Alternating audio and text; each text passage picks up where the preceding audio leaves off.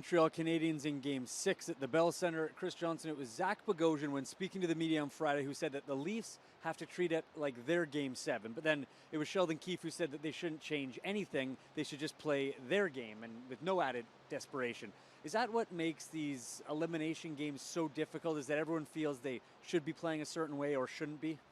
Yeah, I mean, look, it's a game played on the ice, but it's also between your ears at times, I think. And you know, where I believe Zach Bogosian's coming from is, Toronto in Game 5, they get behind 3-0. They just were beat in the first period of that game. And yes, they came back and had a chance to win it and all those things. But, I think ultimately someone like Zach that just thinks they shouldn't have been there at all. And that, starting a little bit more aggressively might have prevented that.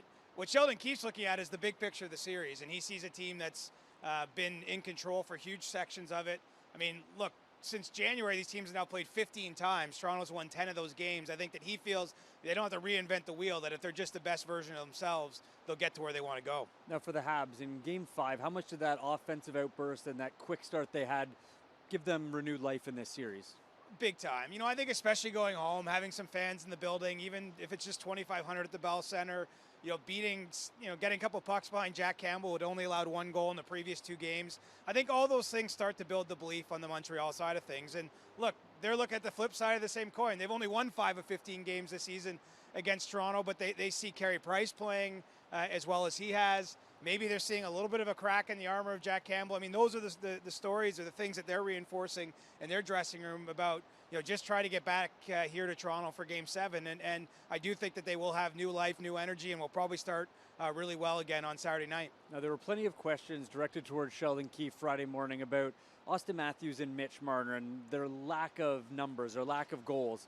He was quick to defend them, saying that they're not giving up anything and that despite not having the numbers, they've been very good. Is that enough for 2-star players, or do the numbers have to be there as well? You need both, ideally, of course. And I think where the confidence will come from is the amount of shots that Austin Matthews has in this series, 8 more than anyone on either team through the 5 games that they've played. You have to have a belief when there's a goal scorer that dangerous, that if he keeps getting those looks, of course, you hope for better looks even, that things are going to fall for them.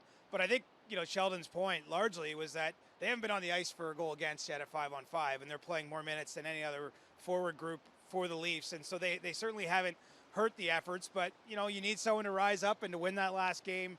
I think the Matthews, Marner, and Hyman trio is one to keep an eye on because they have been relatively silent through this series, and they've got an opportunity to change that. Well, Chris, it'll be Game 6 between the Montreal Canadiens, the Toronto Maple Leafs at the Bell Centre with fans.